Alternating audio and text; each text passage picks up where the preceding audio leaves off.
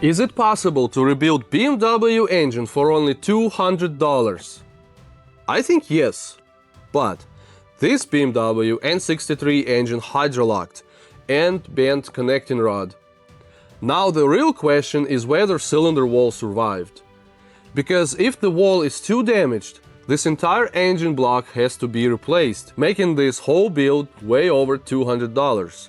In the last video I discovered bent piston rod caused by too much oil in the engine. Yes, too much engine oil hydrolocked this engine. Crazy, I know. What I'm trying to accomplish now is to determine how much damage it caused to the cylinder wall. Because I can't see the severity of the damage from the bottom of the engine, I have to tear it down to the point where the piston is removed and I can properly evaluate the cylinder wall. So let's get straight to the tear down part, and while I'm doing that, here's why I'm so worried about cylinder wall damage.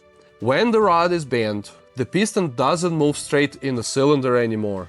This causes cylinder wall scoring, especially in this high silicon aluminum alloy engine block that does not have steel cylinder liners. With steel sleeved cylinders widely used by other brands, they're much more resistant to scoring and very easy to machine, but they do have their disadvantages though, such as different thermal expansion rate compared to aluminum and added weight. Look what I found, this injector is covered in oil, it's dripping from it, if I can get this camera to focus.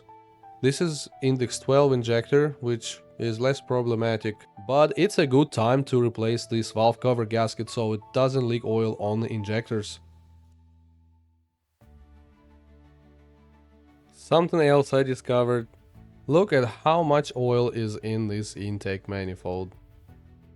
Why in BMW engines oil always gets into places where it doesn't belong?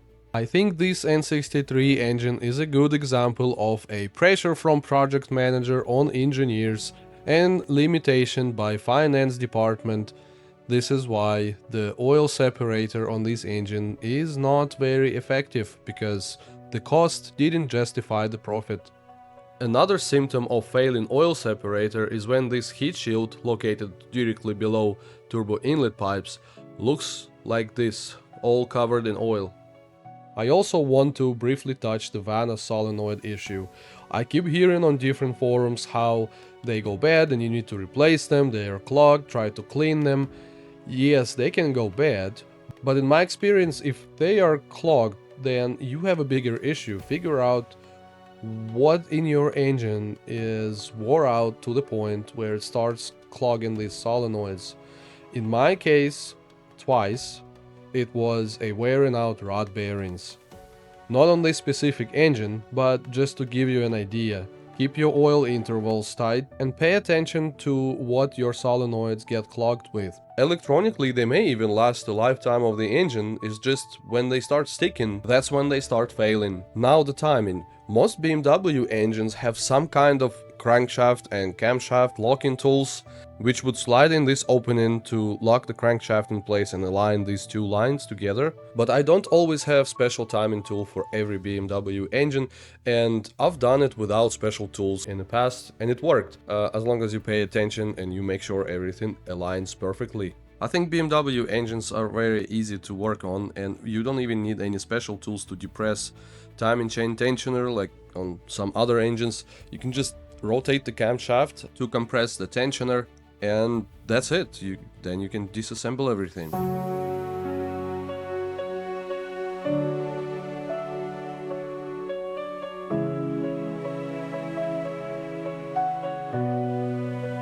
I think on a newer generation N63 engines, the cylinder head bolts are much bigger and you might be able to reuse them, but on this first gen N63 engine, they're stretch bolts and they have to be replaced every time they're removed. Finally, cylinder head is removed, and now I can remove the piston completely.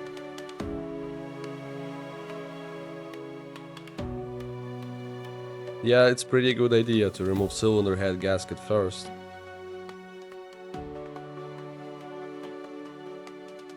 Everything looks pretty healthy on this engine, even head gasket doesn't show any signs of leaks. Here it goes. Finally the piston is out.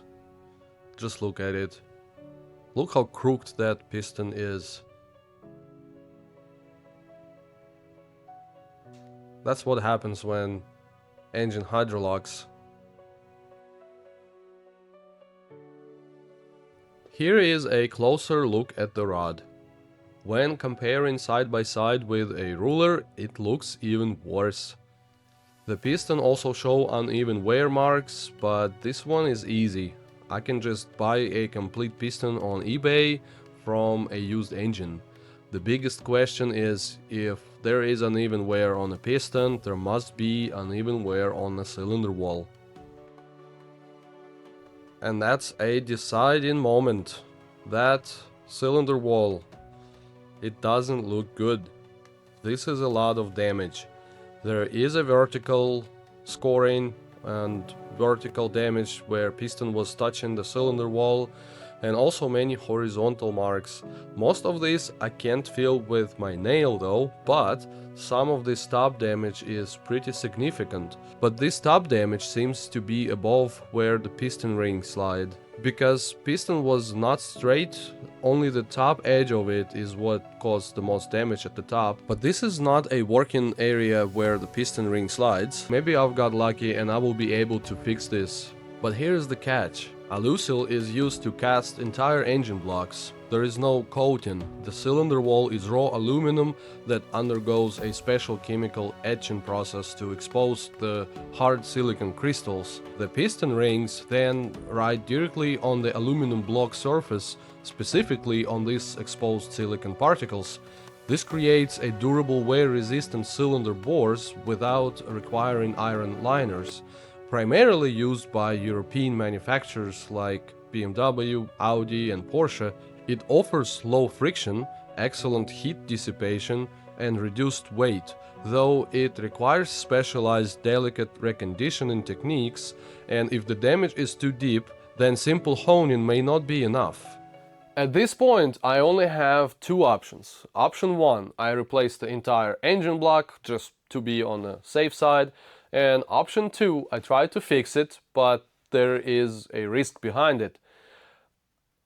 I would rather take the risk, so I'm gonna try to save it. Now, since I decided to repair the engine instead of replacing the engine block, the real question is, will it work right after I'm done with it?